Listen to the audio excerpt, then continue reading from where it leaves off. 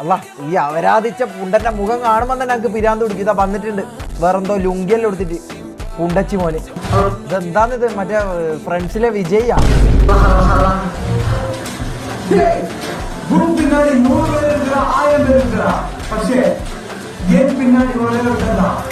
ആര് നിന്റെ ഉപ്പയാടാ?